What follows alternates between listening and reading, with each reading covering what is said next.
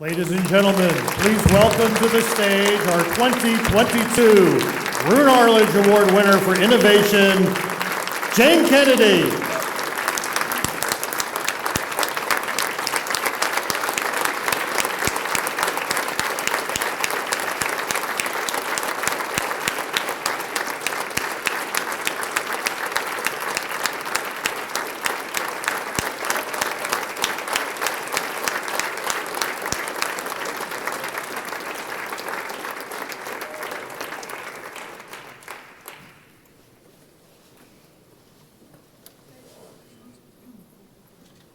Oh my God, this is so incredible. You have no, oh my God, I'm gonna cry. You have no idea what this means to me. I thank you from the bottom of my heart. Good evening, ladies and gentlemen. Oh well, okay, I just had an interesting flashback because back in the day, when I would be a part of sports banquets and gatherings such as this, just like this one tonight. And I was often, as I said, I was often the only woman in the room. And instead of saying, good evening, ladies and gentlemen, it was often, more often than not, I would begin with, good evening, gentlemen. And thankfully, times have changed. We've certainly made some progress since then, and I'm truly honored to be here tonight to be recognized by the National Sports Media Organization. But I wondered if I can really fully celebrate tonight and what it means for me. Believe me, this is one of the greatest highlights of my career. It truly is. You have no idea.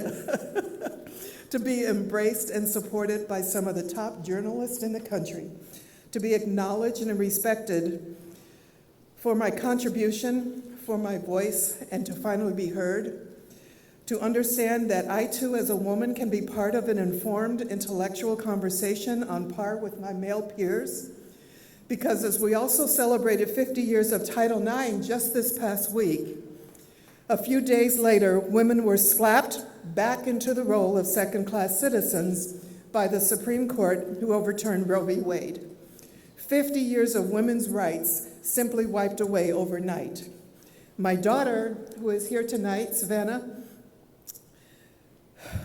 unbelievably, now she does not have the same rights and agency over her body that her mother and my mother had. And I'm sorry, but that's just no cause for celebration.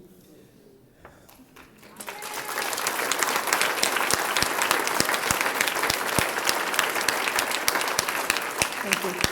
That said, I could tell you a few stories about how thrilled many of our sports writers were back in the day, having to write about a relatively unknown 27-year-old black girl co-anchoring the most popular pregame network football show in the history of television. And you know, it's okay if people put hurdles in your way. I don't hold grudges. I had a lot of hurdles put in my way, but my experiences and their impact will never be forgotten.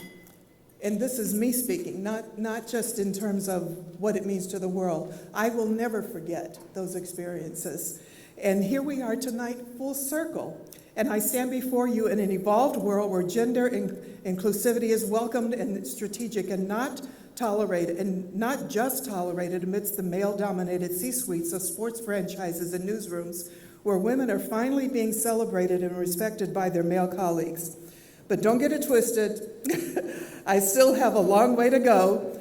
And I recall when I first interviewed Georgia Frontiere, the owner of the Los Angeles Rams, and how proud we both were without having to utter a word between us. We just knew. We just knew. And now we even have Melody Hobson as one of the first black female owners of an NFL team. History is indeed being made again. But as far as I'm concerned, it just took way too long to get here to where we are today. Needless to say, a lot has happened since I pushed open a few doors back in the late 1970s, and I could not be more excited to be receiving this prestigious award here tonight, because this is validation. Validation something that I had hoped for since the very first day that I sat down on that desk with Jimmy Irvin Brent. I've been infatuated with sports my entire life.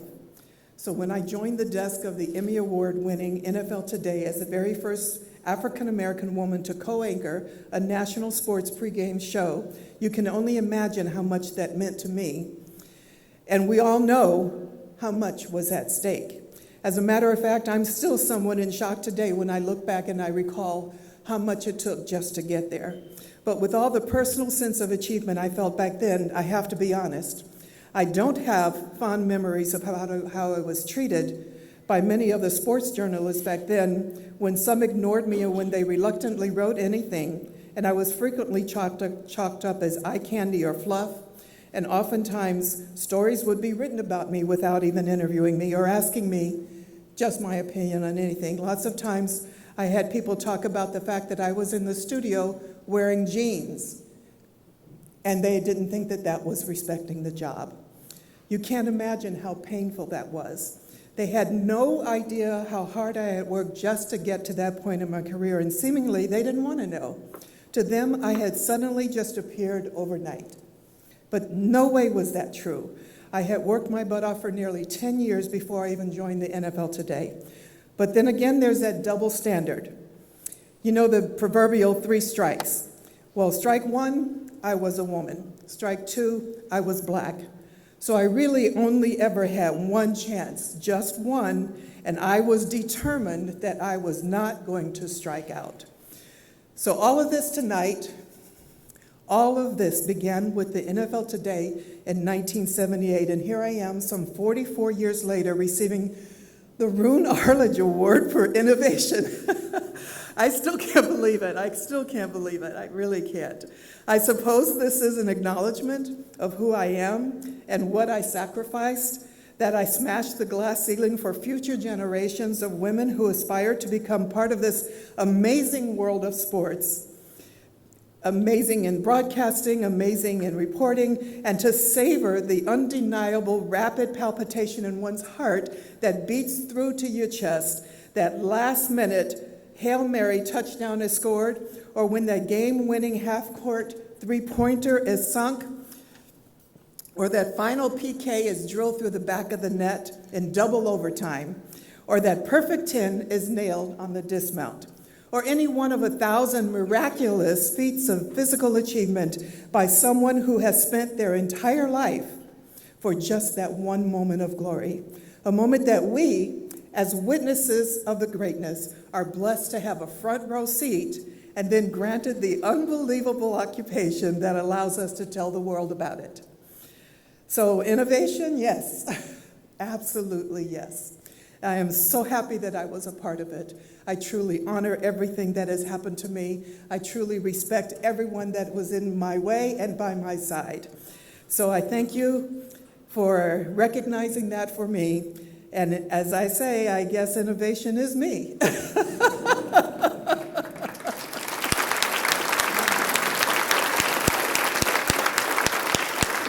I'd like to especially thank Dave Goren, because when he gave me that call a couple months ago, I couldn't believe it. I couldn't believe it at all. And I said, absolutely, I would be there. There's no way I would pass up this honor. I would like to also thank the National Sports Media Association, and I would like to thank all of you here tonight, and all of the journalists that have been in my way, by my side, along the way to make me who I am tonight. Thank you, thank you, thank you.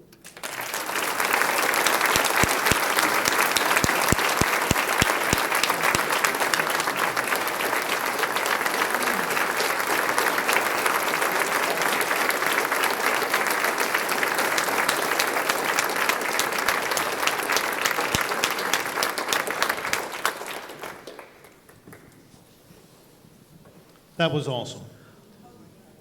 You were a little nervous? I was very nervous. It's on. I think it's on. Hello? Yeah, there you go. Yeah, I was very nervous, to say the least. It's been a while. I want to go back to the beginning. Grew up in Ohio. You're Miss Ohio as a teenager. What did you learn from that experience? Oh my God, I was still in high school. And I had been working as a model for the Make Company department store, their fashion board. And I didn't even think about trying to go for the Miss Ohio crown. My mom, who had 5 girls and 1 boy, she believed in each and every one of us. She sent my picture in to the newspaper and said, you know, she should run for Miss Ohio. And next thing I knew, I got this letter in the mail, you're going to run for Miss Ohio. And I'm going, no, I'm not. I was still in high school, and I was president of the class, and that was the night of our big fundraiser, and we were supposed to be playing donkey basketball. So I ended up in Miami the night of the Nationals after I won the Miss Ohio, the night of my senior prom.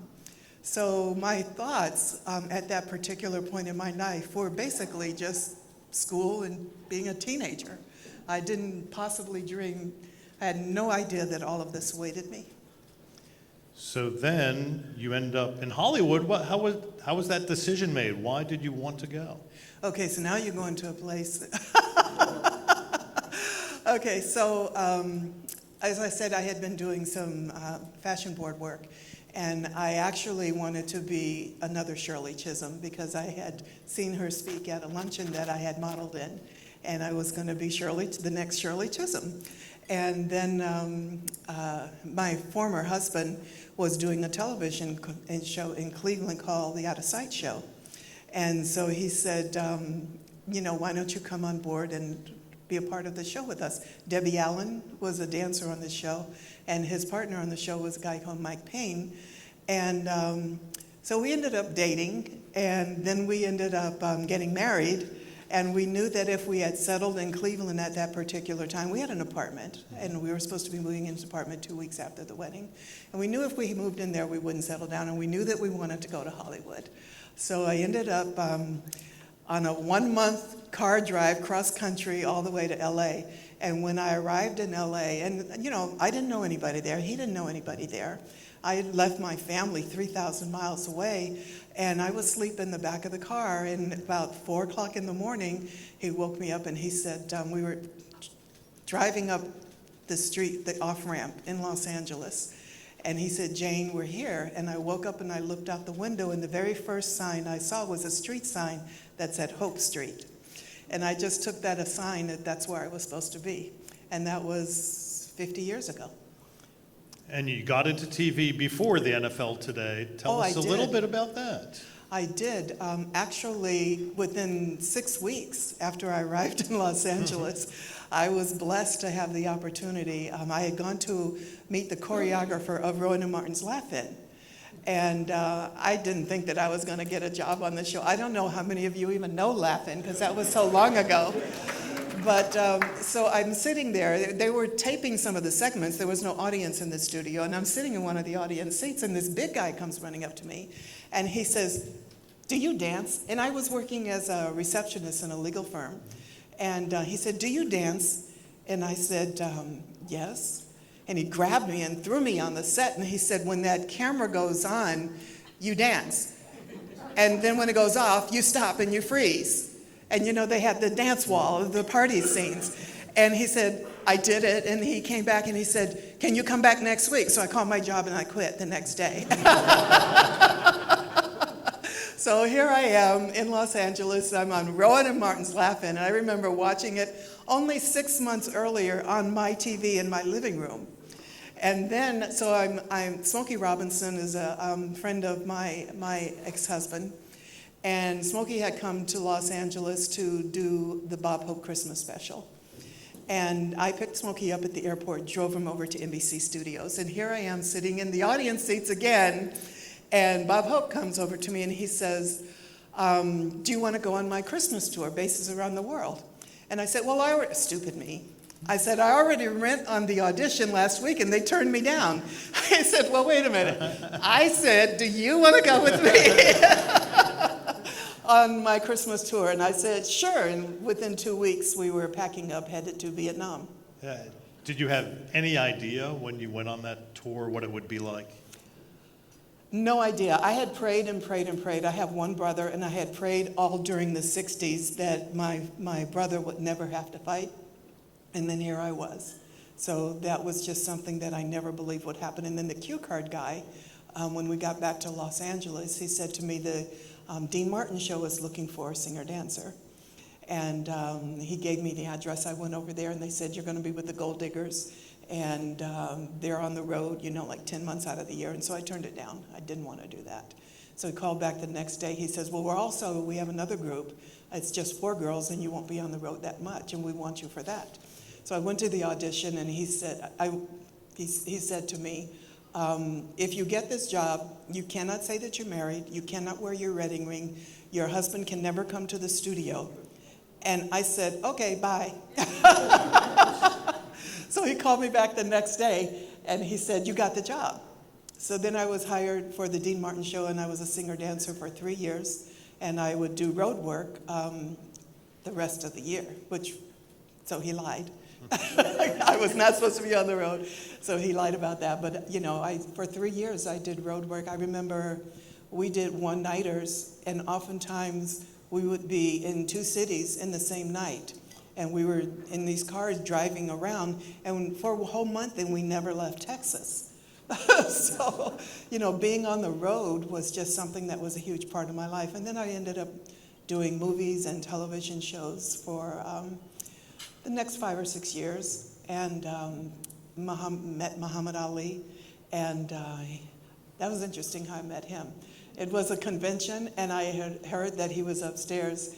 So I went upstairs, and he was sitting, it was in one of the suites, and walked past the door, and there were journalists just pouring out of the door, trying to stuff into this little suite.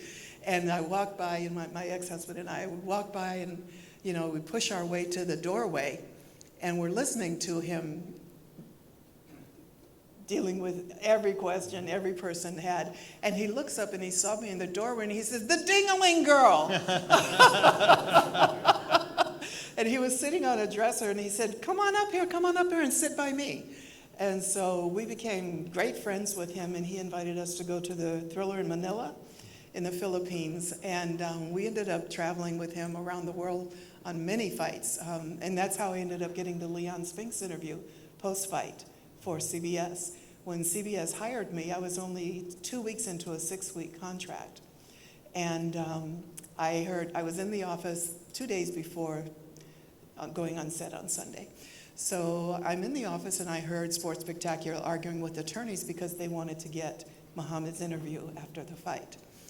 And so I said, I can get you the interview. And I don't know why they believe me. I was only there for 2 weeks. And they put me on a private jet and sent me to New Orleans. And I called Ali, and I told him, hey, we need to get this interview. I really need it. I put myself on the line, and I really need this to happen. He left the key at the front desk for me. We were set up in the suite. And when he came up, did the interview for me, and we got back on the plane, flew to New York, and they aired one segment on Sports Spectacular that Saturday. And then Sunday, they had a segment for my piece on the NFL Today. And then on Monday morning, they picked up my contract for the year. What do you think it was? What do you think it was that prompted you to say, I can get that interview? I don't know. I carry with me, I showed it to Savannah just this morning.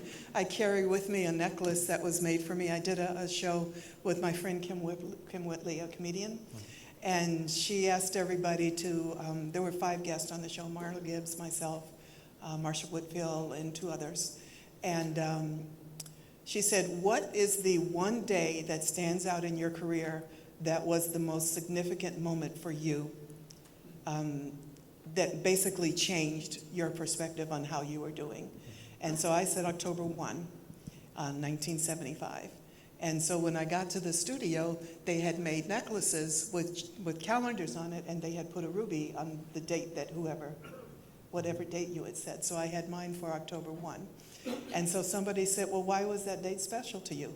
And I said, that was the day that I was sitting in the corner at Muhammad's fight in Manila, and I'm looking at all of these faces from around the world, listening to all of these languages, And, everybody would be chatting, and that was back in the day when you would dress for a fight. And everybody was like dressed to the nines, and some people in royal garb, and it was just amazing, all these languages, and all of a sudden somebody would start Ali, and then everybody would Ali, Ali, Ali. And I'm sitting there just 2 years before, well, a few years before, I don't want to stop and count, but a few years before, I remember I had jumped the fence in Cleveland just to go see the broadcast, one of the first broadcasts. What was it? I don't remember the network that was, when you had to pay to go see on the screen some of the fights. Pay-per-view. Right. It was a while ago. Closed circuit? Closed circuit, yes, right. That's the word I was looking for. I'm 70, so a lot of words escape me. But I remember when we went to the venue and they had sold out. We had tickets, but they had oversold. And so people were trying to get out while people were trying to get in, and the glass window broke, and I got pushed through the window, and I had on one of those long maxi coats. So we finally got to this fence. I threw my coat over the barbed wire. We climbed over the fence. We went to another venue and got to see the fight. And here I am now, sitting in Ali's corner, only two rows back. Wow. From the champion. And so how long between that and the time Phyllis George leaves NFL Today and there's some interest on your part? I started on the NFL Today in 1978. Right. And it wasn't a long period of time that I had asked my agent to submit me because I said I knew this was something that I could do. I knew it was something that I would love. And I said, I can do this, please submit me. They had been requested to submit a list of 10 possibilities. And they wouldn't put me on the list. They said that they don't want a black and they don't want anybody that's not a journalist. And I said, but I can do this job, I know it. And they refused. 3 times they sent a list of 10 people. 3 times they were turned down, all 30 people. And so I asked again and they refused. So I said, well, I'm gonna just go a different route. So I called Jim Brown.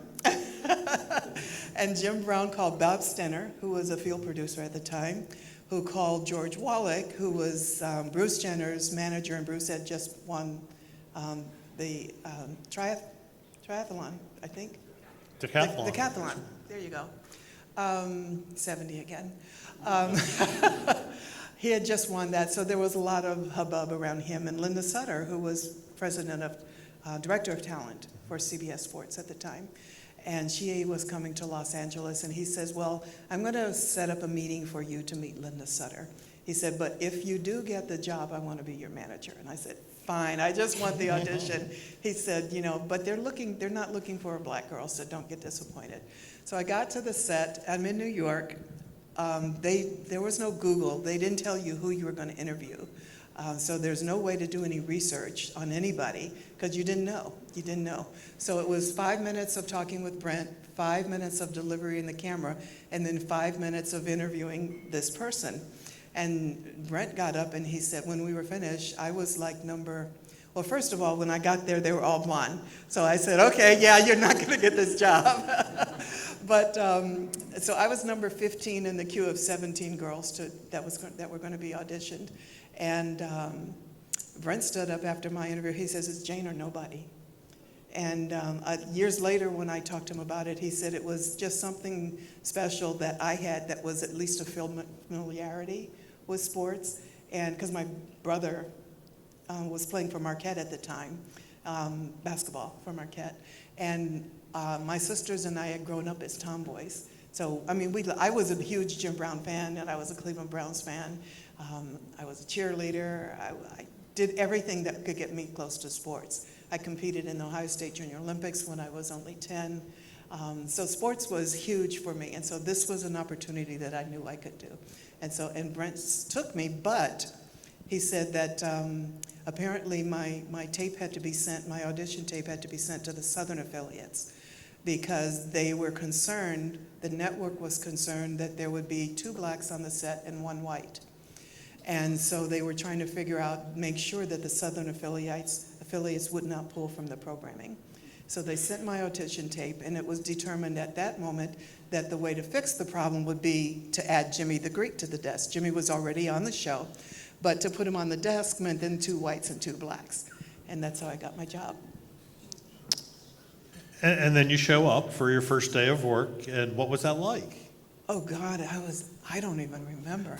I had to have a glass of wine.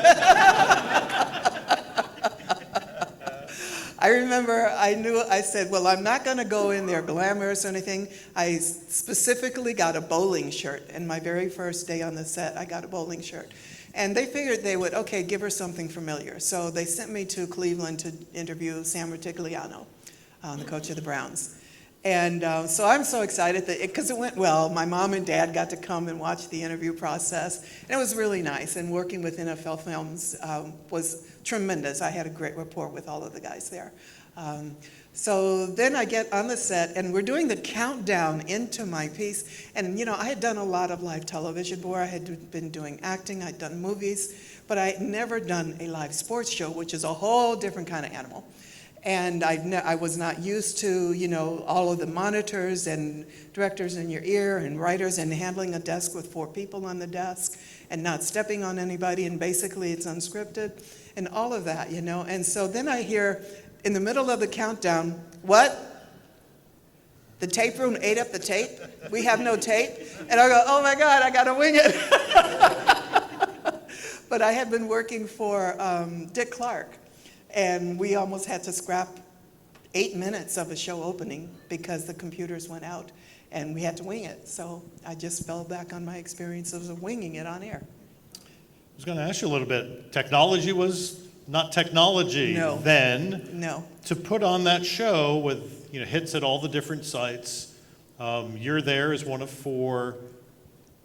When did you get comfortable with that? Or did Never. You? I had fun, I was at ease, but there was always something that came up, you know, that interviewing the players was the best part. That was my favorite part of doing the show. I got a chance to actually sit and talk to some people who were my heroes, you know, and that was always fun. I remember one interview I did with a guy, and he ended up racing the car to the airport, yelling and screaming, "Come back soon, Jayne, come back soon," you know. And then Brent said that people would ask him, when is Jayne gonna come and interview somebody on our team? And he said, when you're a better team.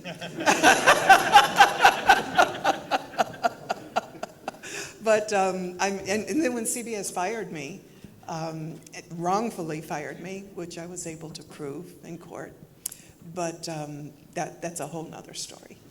But, you know, it was just, every day was a shock, including the people who had written in to say that they should hire me back. And the owner of Art Rooney ended up writing a letter to CBS saying that they were making a big mistake. And to me, that was a highlight, the fact that he appreciated what I had done. You worked with Ted Shaker for a while when you were there? Only for a couple of weeks. He told me the story that you were in, I think the 2 of you were in Dallas, Yes. maybe, for a game, and you laid down in the back seat. Do you remember that? No. And he said... That sounds like something I would have done, though. But I never got to sleep. I was flying everywhere. Well, you sleep when you can. He told me that as a black woman in the South, that you were worried about being in the car with a white man and being seen. Do you remember that?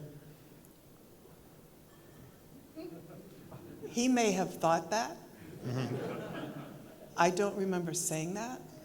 But I do remember on our trip from from Ohio to Los Angeles, I do remember we were sleepy, and one night we just pulled over to the side when we were in Texas and slept in the car that night, and I swore I would never, ever do that again. Because, I said, I was 19, how stupid was that? And it was still the 1971. Favorite person you ever interviewed? Terry Bradshaw. Because? He's just so crazy, He's just so I grew up in Cleveland Browns fan, And here I am, also a fan of the Steel Curtain. So, how do you justify that? I don't know. But everybody on the Steel Curtain were my superheroes. And so then, that Terry Bradshaw had to be top of the line. I remember oftentimes watching him play. I went to the Super Bowl when it was in Miami. I don't remember what year that was. But that game was amazing to watch. It's just, and then from the video you can see tonight that it wasn't just the NFL Today. I went on to do Greatest Sports Legends for 3 years. And I had a short-lived Jayne Kennedy's NFL Report. Then I ended up doing work with a couple of club soccer teams that traveled, or a traveling club that would go up and down the West Coast. And my youngest daughter was a soccer player. She was a goalkeeper. She was really good. And a lot of other players that were amazing but didn't have the money to be able to participate in club soccer. But they were amazing soccer players. So I decided to become a manager. And I drafted a team, put them together. I got them an audition with one of the best club soccer teams in Los Angeles. And we went on to win championships, we won state championships, and a lot of the girls ended up going on to play in college, and those were opportunities that maybe they would not have had it not been for the fact that I believed in them, and I wanted to find ways to find sponsors for them to give them the ability to do something that they loved. At some point you said, it's more important for me to raise my family. Yes. Yes. And you coached your daughters and supported them. I want you to tell me what your favorite part of doing that was and is. The favorite part is now, just watching them grow, just watching them be amazing women. I have 4 daughters, no sons, unfortunately. My husband actually is a Wake Forest alum. And so, we always rag on him. You did not get your boy. Tough luck. But he always said that he wanted to have a linebacker. And he said he wanted a 6'2" linebacker. And here my daughter is 6'2". Thanks, Mom. And your husband, Bill Overton, Yes. was one of the first 3 black players at Wake Forest. Yes, Demon Deacons, yes. And he's got so many stories, As a matter of fact, for years he wouldn't even talk about it. And then just recently he started, telling me some of the stories of his experiences here when he was at Wake Forest. But he came from a junior college in McCook, Nebraska, and played his junior and senior year here at Wake Forest. But Bob Grant was the first African American to play football for Wake Forest. And then Bill came, I think, the year after Bob did. But there were times that it wasn't acceptable for a black athlete to play or to enter into a stadium here in the South. And so he talks about the time that when he played for Auburn, and we played against Auburn, and it was the first time a black athlete, football player, had played at Auburn. And oftentimes he would go to college campuses and get spat on.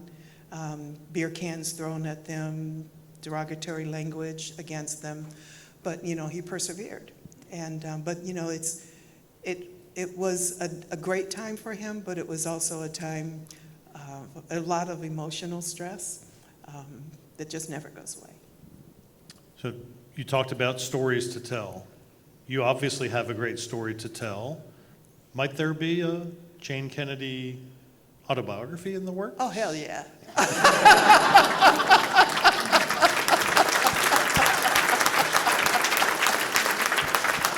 Hey, any publishers out there? Yes, as a matter of fact, it's almost done. I started writing it in 2000. It was originally just supposed to be cathartic for me. I just wanted to get my thoughts out, put everything on paper, and just try to figure out what this all meant to me. I was going through a lot of ups and downs at that point of my life. I needed to find myself, and through the writing process, I was able to do that. And everybody kept telling me, you need to write a book, you need to write a book, you need to write a book. I did an infomercial with Kenny Kingston, his psychic, and the producers wanted me to meet him on camera, and so they wouldn't let us meet before the day of the shoot. And I had read a book that he had written the night before. And there was one chapter in there about finding your mentor, finding your spirit guide. And so I followed the formula in this chapter, and I read it 3 times, and I kept coming up with the same person. And it was my grandmother. And my name is Jayne. My grandmother was Jayne. She was murdered when my dad was only 10. And so I'd never met her. My father really just knows, those first 10 years of his life. And so it was really important to us that he have his way of speaking about that, which he never did for years. And it wasn't until I started writing the book that he started telling me about all the things that he had done.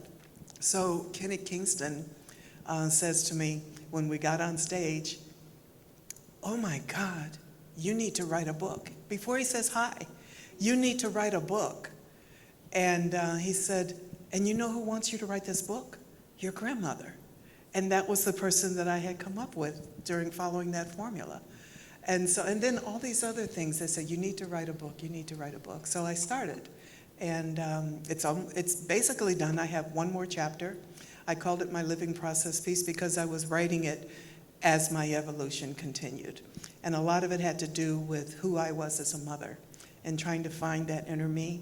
The first part of the book is called Jane Harrison, which is growing up, and then it's Jayne Kennedy, which is my Hollywood life, and then it's Jane Overton, which is my family life. And these are the different stages in my life, and then the last part of the book is called Plain Jane, trying to find out who I am at my core, who I am without all the other things. And I came to a realization that I was wrong. And so you have to buy the book to figure out why. And while we're plugging, Thank you. your Twitter handle is?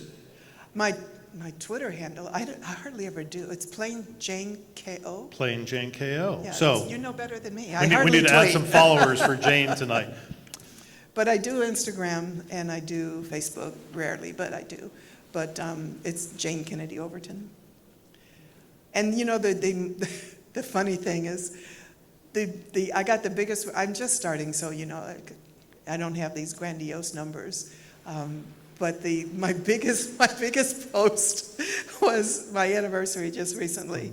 And so I posted, I said, I don't want to do a sappy "I love you, we got married and we're so happy." I don't want to do that again, So I posted a picture of, it was, what do you call them when you side-by-side photos? Collage. Jesus, okay, thank you.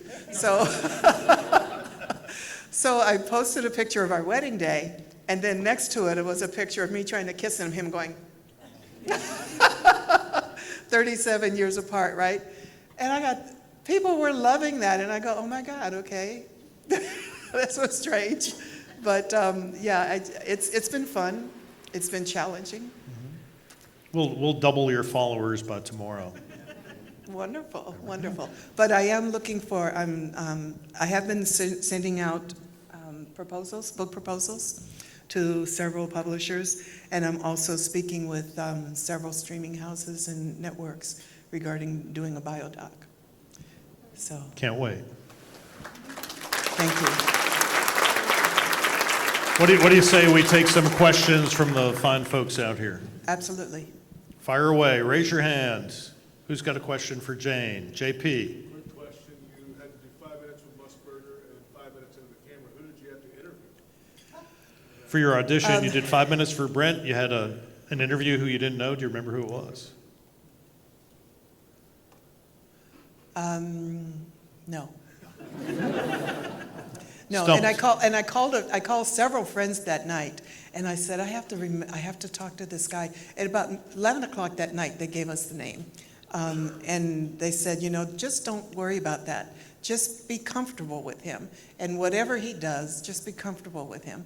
And so then the next morning, there were 17 girls, and so we're in the makeup room sporadically, and so these 3 guys come in. There were 3, and you got one of them, right? And so when I found out who I was going to interview, all the girls, once they find out, they went, huddled around. What do you do? What do you do? And, like, everybody's like bombarding these two guys, And so then when I get to my guy, I just left him alone and let him do his thing. And after everybody left the makeup room, I walked over to him. I'd seen a backgammon game in the corner. And I said, do you play backgammon? And he says, yeah, I do. So we sat down and we played a couple of games of backgammon. And by the time we got on set, we were like old friends. We were chatting up a storm and having a great time. And Brent said she was so comfortable with her interview. Clyde Powers, I think. Stumped me there. Do you know? No. I did want to ask you one more question, but please think of some to ask. We saw in the video montage earlier, Jamel Hill and several other Yes. younger black journalists, women, Yes. who talked about you in glowing terms. Do you hear that from them personally? Do you ever see them and they actually tell you that to your face? I have not, no, I've never met Jamil. Marissa Thigney at the end, who was talking about, I inspired her because it was somebody that looked like her and it made her believe that things were possible for herself. We have corresponded, we have communicated via the internet, but I've never met her. I met Leslie Visser tonight, first time. I met Hannah Storm at, my best friend, her daughter graduated at USC 2 years after my daughter graduated at USC. And so I went to her graduation party, and apparently Hannah Storm's daughter had gone to school with her. And so Hannah Storm was there at the party. And my other daughter, Copper, came up to me and she says, Mom, I want you to meet somebody. She's really cool. She's really neat. You need to come. And I said, who? She said, her name is Hannah Storm. I said, where? So she brought me over, and Hannah and I chatted, and we've become friends since then. But that's pretty much it. There are an awful lot of women. I've been gone a long time. But there are an awful lot of women, and especially women of color, who owe you a debt of gratitude. Thank you. I greatly appreciate it. Room full of journalists. Keith, go ahead. What is your proudest broadcasting moment? Proudest broadcasting moment. When I picked Tampa Bay to beat Philadelphia, because everybody was picking Philadelphia. I was the only one that picked Tampa Bay, but I knew a secret because I had cooked dinner for them the night before. And what did you cook? Stuffed trout, wild rice, and I forgot what the vegetable was. But Unimportant. It's unimportant. Doug Williams had invited everybody to come have dinner. And I said, well, why don't I cook for you? And so the next day, we're on the set, and I picked Doug Williams because, I had heard that, because he was such a great quarterback. And a lot of the front line were going to be returning that had been on the injured list. And so I knew that was going to give him the ability to do what he does best. So they won. In the back there? And Yes? that's when the next week when I came back, when they were playing the Rams, and there were signs all over Tampa Bay that said, "To hell with Jayne, we've got Cosell." Who did that work out for? No, I said vice versa. Hell with Cosell, we've got Jayne. That's what right. I said, didn't I? Okay, all in the back, go ahead. You've always been a trailblazer in sports media. Who are your influences? You've been a trailblazer for others, Yeah. but who are your influences? Well, I didn't see any black faces doing what I did. And until Phyllis came along, I didn't see any women doing what I did. So just acknowledging that I was the first, one of the first, was something that I cherished. But quite honestly, it happened so quickly. I mean, the auditions started in maybe June. They called me on 7/11, I remember that, and told me that I'd gotten the job, and I went to work starting in August. Because it was just so quick, I didn't really have a chance to wrap my head around what was really happening. But I can tell you lots of amazing people. Like I knew Howard Cosell because his relationship with Muhammad Ali, and I'd been in a lot of circles with Cosell, and he's one of those guys. He's on the list of the people you hate the most and the people you love the most at the same time. So it was just it was amazing. Dundee was amazing. Just the world of sports, knowing Jim Brown, but not really ever thinking that would be a world that I would circulate in professionally. Hey, Jay McCord, you have a question? You talked about everything that you went through in order to do what you loved. What was it that kept you going in those times when all the challenges and all the roadblocks felt like they were getting insurmountable? What was your why to keep going? Great question. You talked about your challenges. What kept you going? Why did you want to keep going? Because I believed in me. And no matter what anybody else said, I knew that I never ventured into anything that I knew I couldn't do. So I always believed in me. I mean, you can go down the list of things that I do that people go, really? You know, I paint, I'm an artist, I write poetry, I'm a singer, dancer, I'm now an author. I mean, you know, the things that I've been able to do. I was modeling, I wanted to go into politics at some point. As a matter of fact, I was the first African-American vice president of the United States. Because it was a girls' state, though, girls' nation, which is a government program that sends applicants to both your state capitals and then to your, capital in Washington, D.C.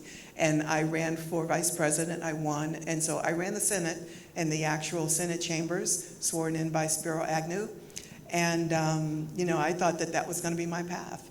So I was kind of a go-with-the-flow type of person, that whenever an opportunity, because you have to also remember that Hollywood back in the 70s was a place where if you were waiting for the perfect opportunity to come out, you'd be broke.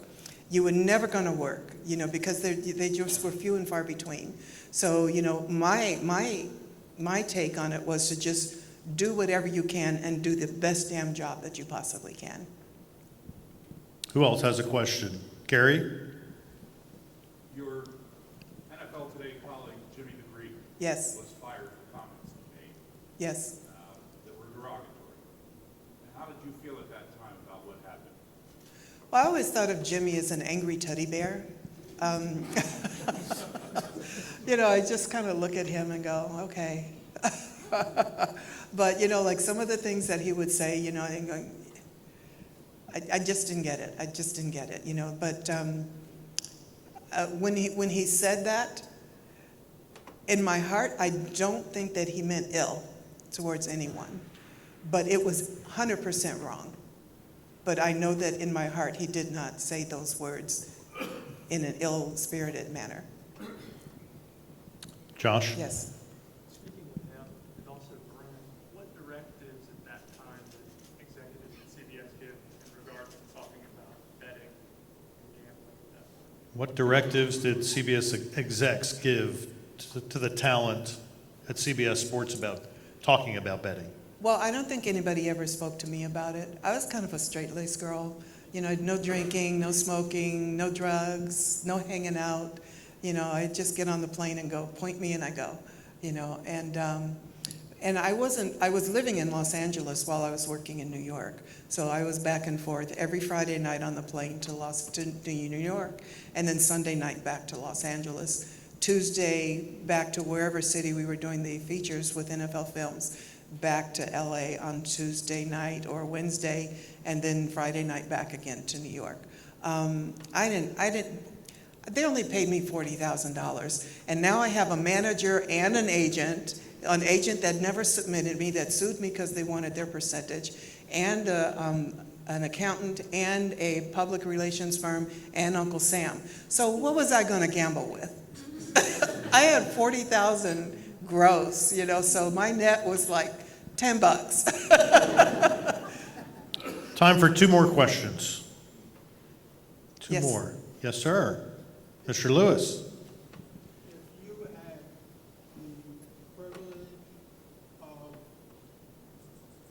placing or getting an interview with anyone you choose today, who would that be? Ooh, good question. Who would you want to interview today of anyone you could choose? Can I let you know tomorrow night? Works for me. I would have to give that one some thought. Ernie, sorry you don't get your award tomorrow night. We're going to do that. One more question. Who wants it? Did you? Ernie. Ernie. I love you, by the way. I'm just curious, because back in the 70s, I was living in Atlanta at the time, watching Henry Aaron chase down Babe Ruth for the home run title, and doing that in the face of some unbelievable racist comments and backlash that came his way. Was there anything like that when people saw you on the air on national TV? What, and this is long before Twitter and everything else where everything's instant. Were you getting mail that bothered you?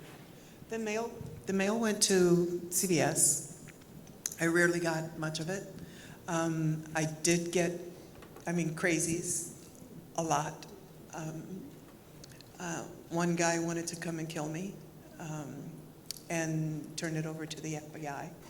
He was in jail saying that he was going to be getting out in a couple weeks and he was going to come look for me. That people show up at my door, people burning crosses on my front yard, but not in terms of a lot of mail that I got. I don't know what CBS got.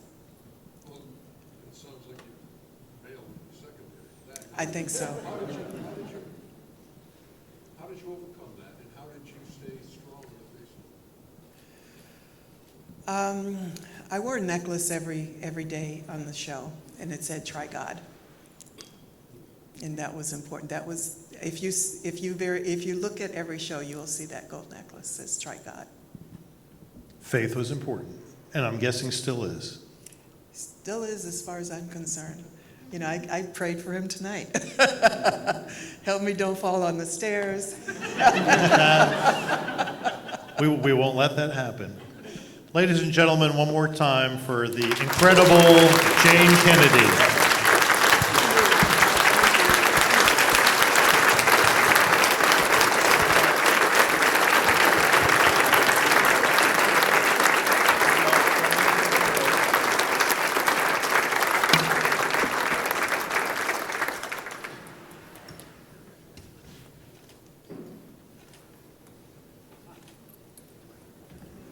This is amazing, guys.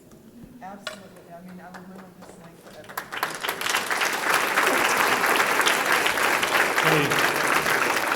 As I help Jayne down, we'll I can't believe you've been standing and applauding for me. I still can't get over that. I watch you all the time. And from here, we're going to go over to Roar, the rooftop bar, which is at, what's the address, my interns and volunteers? Liberty Street. It's about a 5 or 6 block walk. We'll also have some vans if you want to shuttle over there. So we look forward to seeing you, and we'll see the best of Winston-Salem from up top on the roof. And then tomorrow, again, breakfast at the hotel. Summit, all the seminars and panels starting at 9 tomorrow morning through 4 o'clock. We'll have lunch at noon, and then the 62nd Awards banquet at Benton Convention Center tomorrow, starting with a reception at 5 o'clock.